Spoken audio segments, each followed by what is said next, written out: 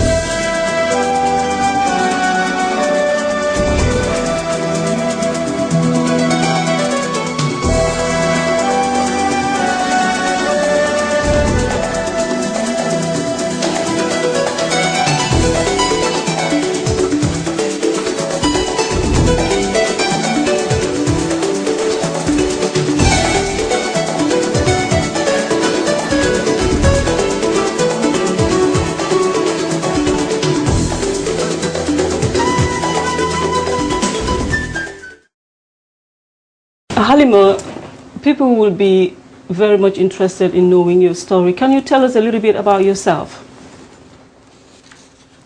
First of all, I will take this moment to thank Eclipse Production, Fab Production, and Lasting Value Broadcasting for giving me this opportunity to speak about my experience and to share it with others.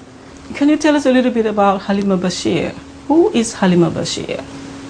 Halima is an African woman coming from African country. If I take the phrase coming from a burning area, bleeding area in Africa. And that's Sudan? Yeah, it's the Darfur region of Sudan. Okay. So why, after reading your book several times, I couldn't stop thinking, why did you become a victim if you felt that time that you're a victim? I've known you for a while, and I know that you're a very strong woman. So why was this burden put on you? Is it because you're a dark African woman, or because you are a woman, or because you are vulnerable, or because they feel they can do that to you and get away with it? The experience that I went through is itself, it's a testimony for what the government of Sudan did for its people, and the way they deal with it. They want to stop any voices that talking, sharing the experience, to expose what they did exactly. in that region of Sudan. So I feel they are following me. They are still like want to stop that noise, which makes them annoying. And also, I'm going to refer to the book again. You were a doctor treating victims of the atrocities that went on in Darfur, and you became one of their victims because you were you wanted your voice to be heard. And what motivated you to do that? Because you knew that it could be dangerous for you, but why did you attempt to stop them? This is because, you know, it is so hard just to turn your face away from millions who are suffering, from your people who have died, from the area where you grown up, all your memories, all the things that had been destroyed. I can't turn my face away and saying that I'm in a safe place with nice people and that's it. It is my responsibility to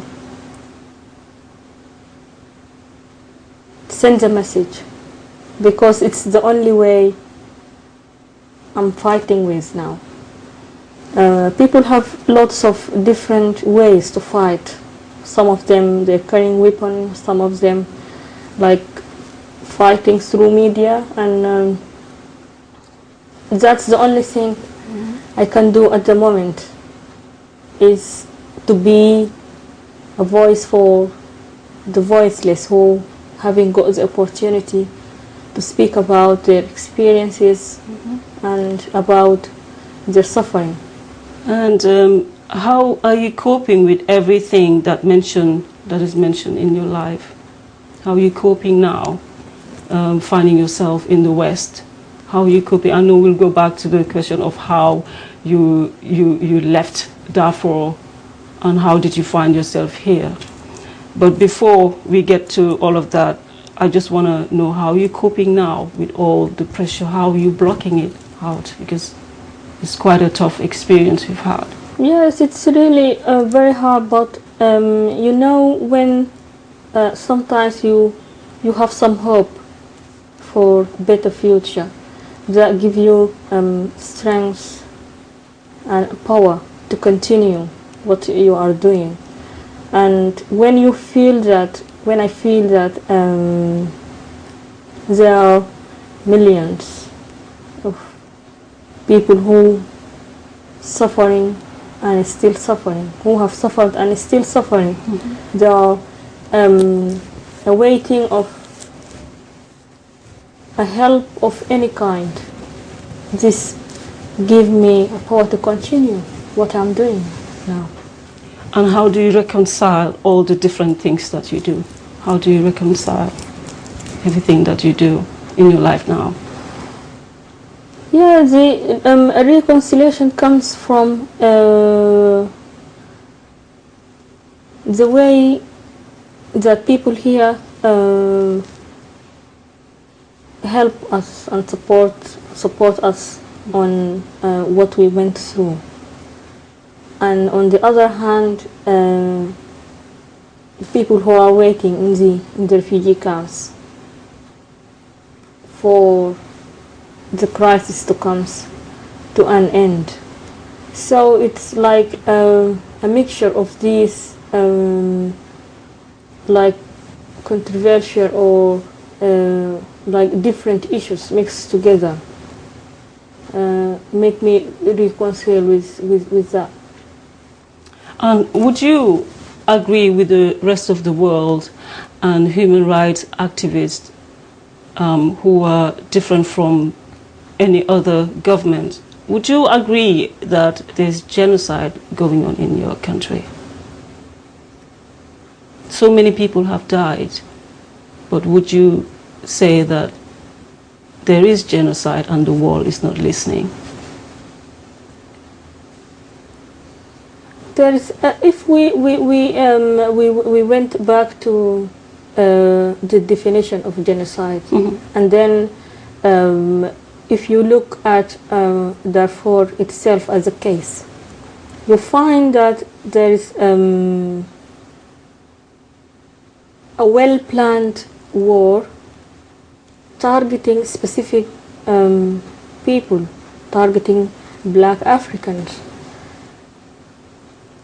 And when you look at it, and then you go back to what genocide is. It is a genocide, and even since 2004, when Colin Powell has visited Darfur, he said this is a genocide. Even before the investigators start saying this. So when I find somebody who is who's denying this, I don't know what to say. Just we're gonna laugh. But it wouldn't stop you from emphasizing that there is genocide. Yes, exactly, there is genocide. When you look at the people who have been targeted, about the villages which have been burned, about the people who have been killed. When you look, it's well-planned war targeting African people, burning their villages, destroying them, cleaning like the land from any Black African. And then when you see people who are what, as they call them, Arab descent, they are live in peace. When you feel somebody who is next to you, who is living in peace, and you are harassed. Yes. And these Arab light-skinned people, people, most of the atrocities were committed by them. Who are the Janjaweed? It's an interesting question. The Janjaweed has got lots of definitions. And if you ask any Darfurian who is a Janjaweed, everybody have his own their opinion. Own interpretation, yeah. Yes, about who is a Janjaweed. But if you ask me who is a Janjaweed, I will say the Sudanese government is a Janjaweed. So you believe that they're behind all of this? Yes, yeah. Exactly. Because I know it's not only in Darfur, or it's not only in Sudan. There is like a silent war, or a silent what is called competition or something between Black and white, or between Arab and Africans. It happens in so many areas in the world, all over the world. And we, as a Darfurians, mixed tribes, Arabs and Africans, we have been living in the region of Sudan for hundreds years without people feel that there is something different. People live together, people share everything together, until in 2003 when a group of African origin, they stood in front of the government asking about their rights as Sudanese civilians. They asked about how they have been marginalized and how they are not getting equal opportunities like the other areas, because they feel the difference. When the government see that group, then they start, we don't want any Black in this area, so they start targeting the Blacks. So it's like ethnic cleansing. Yeah, it's absolutely ethnic cleansing. And the rape, I also read somewhere that the reason why the Janjaweed were raping the Black women is for them to have mixed race children so that as time goes, they'll have a whole population of light-skinned people. Is that true? Yeah, when you look at as rape, which has been used as a weapon of war in Darfur problem, you will see that they set a policy, as you said, they want to clean the land from any African origin people, and so by raping African women they are going to give birth to Arabs, which is at the same time it's like a type of ethnic cleansing as well. Despite the fact that rape in itself, it's a very tough weapon who have been used, and violence against women in general has been used in this war, and it's very, very it's painful, it's unfair, and the type of things that women cannot speak about it. Because of the stigma that is attached with yes, the shame. Like a silent, you've been a silent victim. You can't ask about what has been happened to you. You can't even speak about it.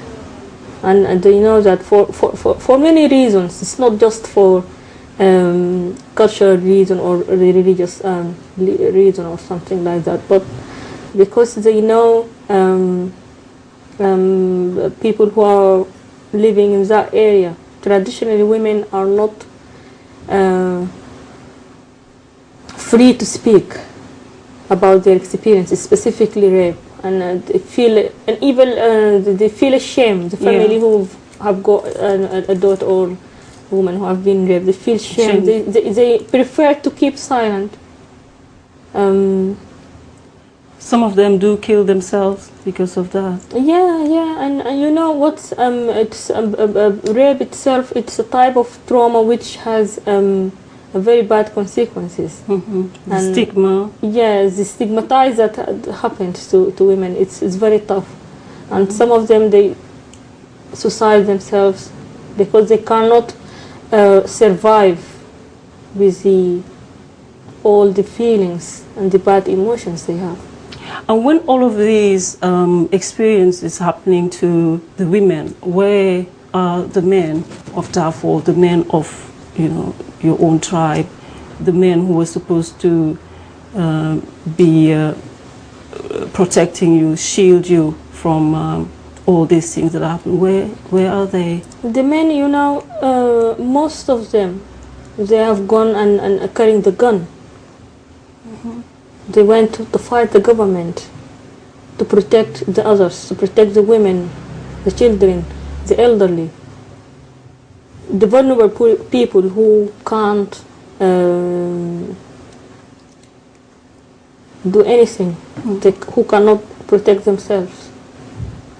So most of the men have joined the rebel groups to fight the government. You became a doctor at the age of 25. Can you tell me a little bit about your background, your family background? How did that happen? Because most women didn't have the opportunity that you've had. Can you tell me a little bit about that journey before we move on to something very exciting here that I want to speak to you about? Let's go back a little bit about your schooling and all that. Most of my school time I didn't even spend in my village because we have got a traditional medicine woman in our village who she treat most of the cases of ill patients in the village.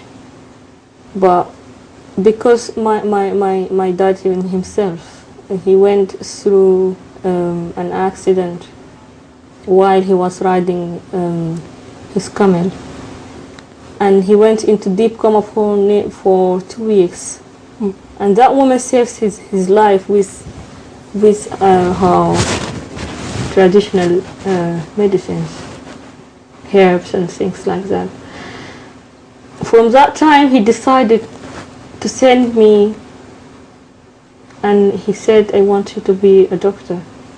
And he sent me away and to get my education since I was 6 years old to the town, and I lived there with my relatives during the school days, and then until I went to university.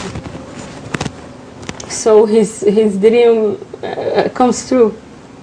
Okay, he wanted his daughter to be a different person and get a life that most will dream but will never come to to achieve, and things like that.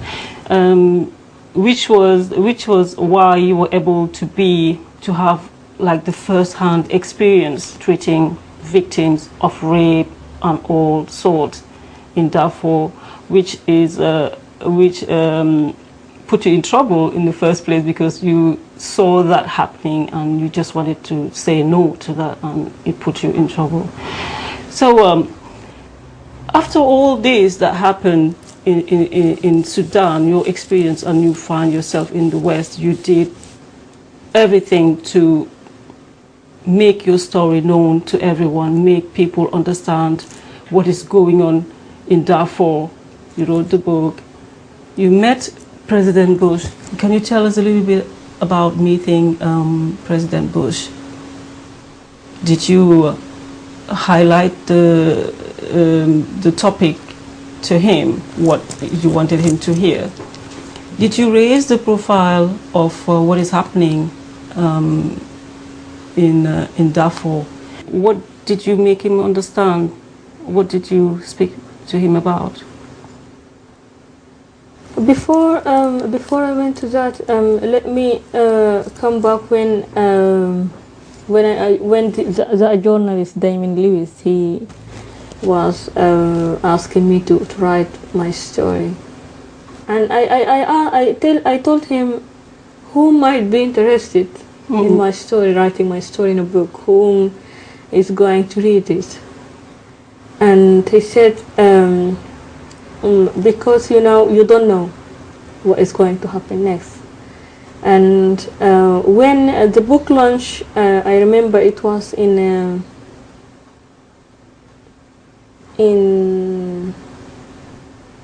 September or August. The day when the International Criminal Court indicts our president for war crimes and crimes against humanity. This was the launch, the book launch at that date. Wow. And so I went to the States to do the book launch because there is a Random House, the publisher in New York. I remember because I have and United States, it's horrible when you apply for a visa to enter that state. There is someone who is working in the foreign affairs in the state, who helped with the visa, and I went to say thanks about helping me about the application of visa to come to the States for the book launch. And he was working with the African affairs in the White House, and said, can I meet the president if is it possible? I was joking at that time, Then I come back to England, then in the I think Human Rights Day, I've been invited by the President Bush. So I remember when I was talking to Damon, who might be interested in my story. So at that moment I saw the difference, and I feel it, and I was very proud and very happy that Darfur victims' voices has been heard in the White House. So when you met him in person, what was the most thing he was interested to know? And did you have the feeling that, oh, now I'm speaking with the superpower of the world, something there's a possibility that things will change in Darfur? Well, what did you feel? What was the thing? How did you feel? How was the excitement? Did you feel that he was going to do, by hearing your voice, he will be acting upon what is happening? Or can you tell us? Exactly, because you know the meeting itself, it was very excited. Mm-hmm. There was the special envoy to Sudan. It was at that time with the Bush administration. He was Mr. Richard Williamson, and there is the African Affairs representative, and there are lots of other the Bush administration representatives in that meeting, and I felt as if it is time for something to happen to the people of Darfur, and I feel as if I'm in a very powerful area, mm-hmm. so they can make a change. I was very excited, and I feel that as if the war is going to finish soon. But did you emphasize on the genocide that you have in the back of your head, that if I speak to people about what is happening, it will stop? And it's been how many years now since you've met him? Now 3 years. So was there any follow-up? Did he want to hear where you are now? But unfortunately, it's only like 4 or 6 months, so he's gone.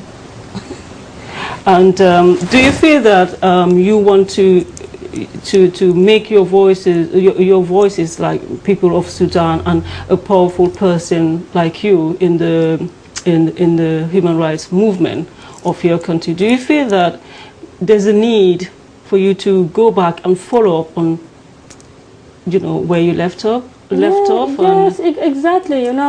We can't stay at that point and then leave it. Every single thing in the world or in life in general needs follow-up. If we forget things, if we stop keep following and asking, so nobody will listen and nobody will react to make a change for us. So in where we are now in the United Kingdom, do you feel that you're doing enough to mobilize more women to speak out? And what are you doing, if not? If yes, how far have you gone? Yeah, and since I was speak about my experience, people first they get like they didn't take it like an simple thing, but now I think this encourage more women. Mm-hmm. It encouraged more women to have a voice, and more women now they can speak loudly about their experiences, because there is another woman or another lady. She didn't hide her voice and she speaks. Yeah. So it's and then the community itself, they accept and they respect her. Why do I add or I share my voice and my experience, and my experience itself encouraged lots of other women to speak, and me myself, when I met other women who have went through the same experience, I used to tell them that you are a victim. Mm. You have no hands on doing this. So why you are hiding? Why you are not shouting out?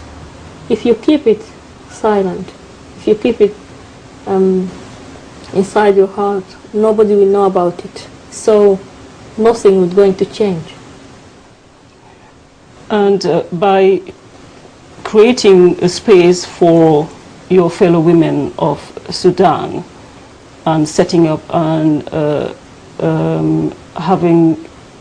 trying to be more active, are they responding positively, or they just wouldn't be bothered because they're in the West now and they don't feel that there's a need to just keep the fight going on?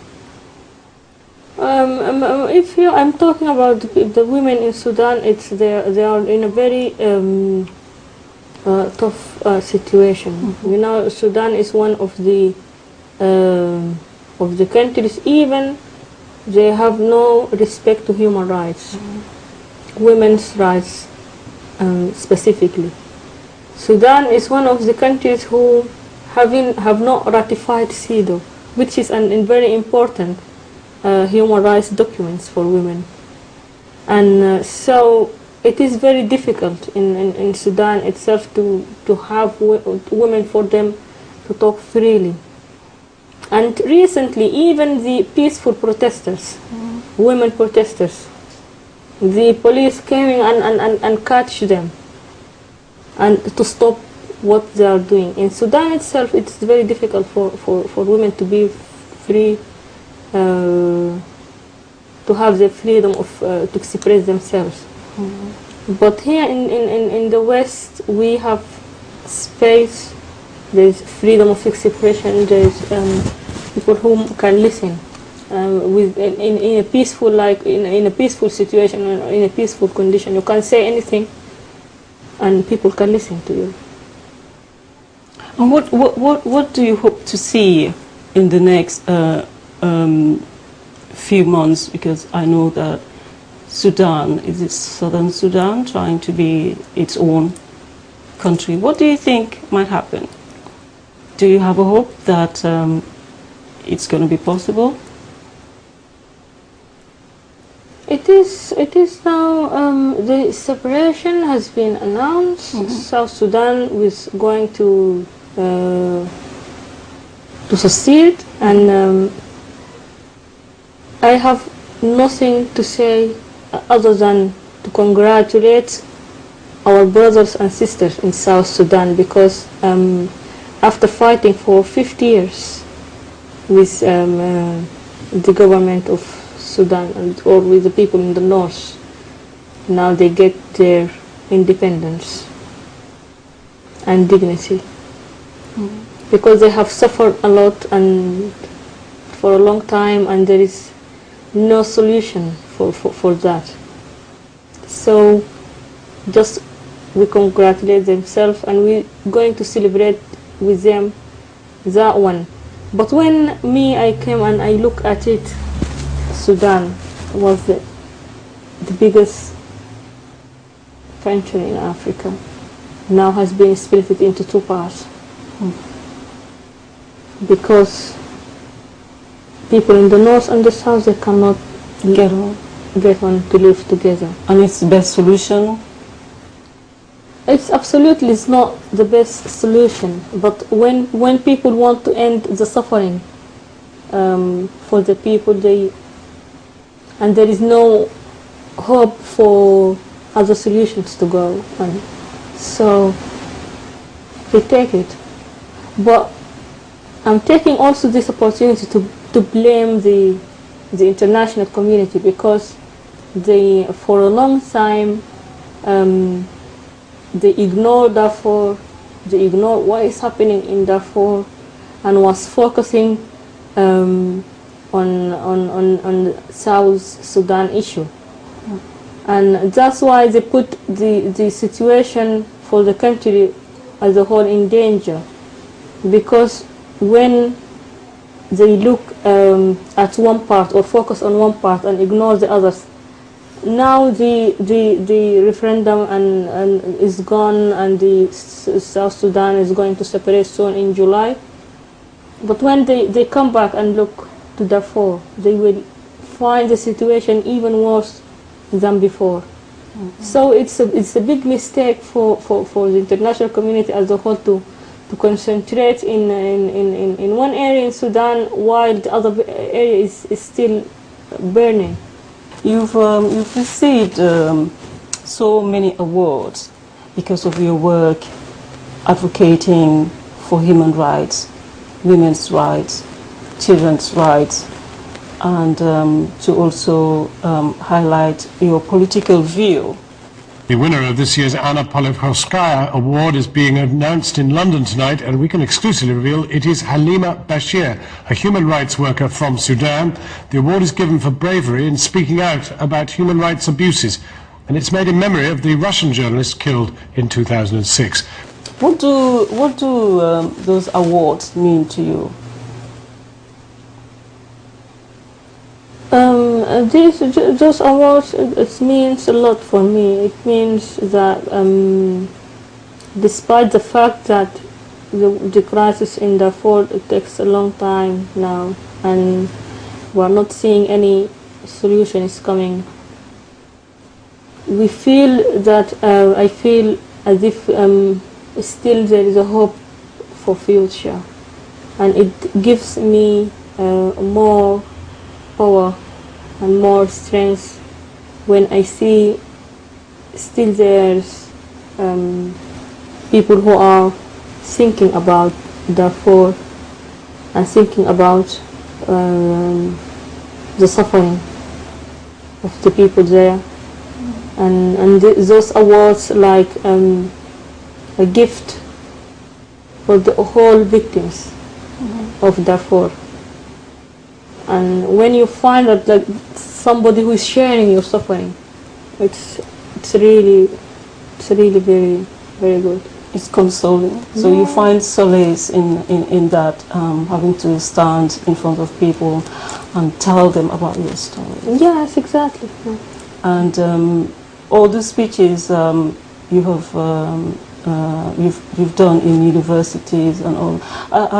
Do you feel that people use that to be able to learn about things that go on in different parts of the world, the unfairness, the lack of remorse, and do you feel that those people, they have you in their thoughts to try to make positive things happen in your country if they cannot do it for you directly? Do you think that? Yeah, exactly. Because I remember I did so many speech, so many workshops, and for many human rights students, Amnesty International Club students, and even in universities and in schools. And I'm very happy when I feel that still some people who are still contacting me through email and asking about or telling me that they are still there and they remember what I have said and they are willing to help the people of Darfur. So I feel what I went through, what I have been doing is it's really I'm getting benefit from that.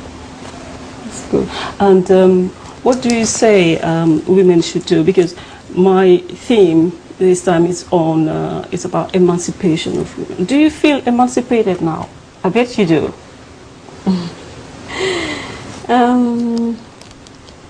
Yeah, and in some way I feel I'm free of so many things. I'm free to do so many things. So I can feel that bit. But when I look for the other women, other Darfuri women, I hope for them to reach that point, because there is lots of chains have been surrounding them and tied them. They cannot be free out of these chains until reach a certain point, which I hope for them to be in that situation. So do you feel that you are in a safe place now? To somehow, I feel as if I'm still in danger, when I receive some threatening and some of the security people of the government following me, I feel as if my thinking or my belief about Britain as a safe place, it's like something is not true. But for somehow the way people here live, the way the country has been guarded, the way you get help and quick support in emergency situation, it gives me again, it returns to me back the feelings of safety. And you are a mother, a wife, and you are able to do a lot of things. And how do you cope with the pressure from that? You're feeling insecure about you living in the United Kingdom, having to juggle family life, and you're trying very hard to practice in medicine, and it is a little bit difficult. How do you cope with all the pressure? Yeah, as I mentioned earlier, the feeling of or the hope for better future, it makes me do all these things together in one moment. You are a superwoman, emancipated woman, an able woman. Do you think that we are fully free? Do you feel that women of the West, women of the world, educated women, have reached the end point? Or do you think that we still have to keep fighting? We're not fully emancipated. Yeah, I think we have to keep fighting, even for women who are, or white women or women who are living in those areas. Equality. Yes, we have to. In each country or in each area of the world, they have got their own issue for fighting for to be equal. It's absolutely it's not the best solution, but when people and for example, in some European countries, women fighting to get paid the same amount as men, and look at, if we look in many African countries, women are fighting to sit in one table with men, to share and to have their equal percentages of things. It's different. So I think the term emancipation is all over the world. Women still have to fight. And what are the burning issues facing women and children of Sudan in the West and in Sudan itself? What is the contrast? Because here you have a semi-freedom, and what can you say about the difference between the ones living in the West here and the ones on the continent, specifically in Sudan? The ones who are living in Sudan, they have there is a lack of freedom of expression. They are not free to say anything, to express themselves, or to practice anything, which in some ways they take it as a political change which surround women. Some of them take it as a religious, some take it as even customs and traditions which surrounds women. They cannot get rid of it. But for example, here there is freedom of everything. You can be anything, anything what you want.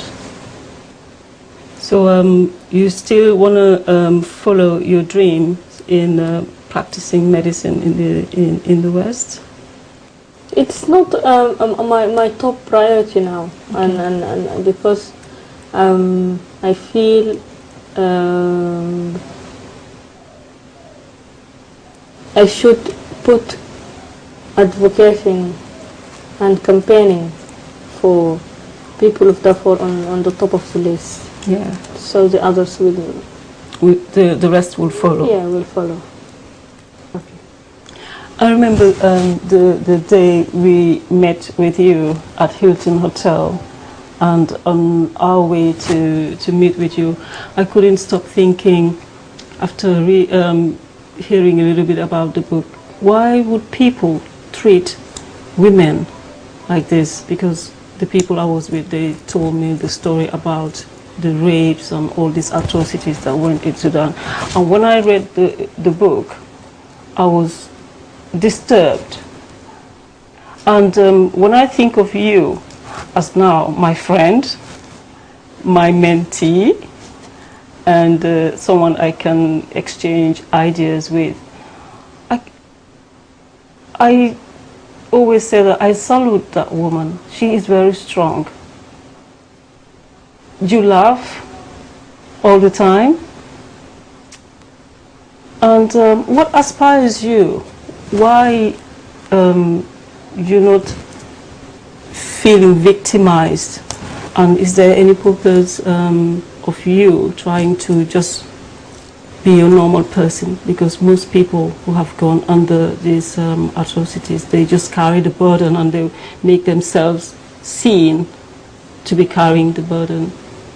What are you doing that is just suppressing all of that? Because I remember my family whom I lost, my family members, the ones who have big influence in my life, like my grandma, my dad, my uncles. So, because my father, he used to teach us to smile in any situation. He said, even smile even through your tears. Because tomorrow is going to be better. And that's what keeps you going.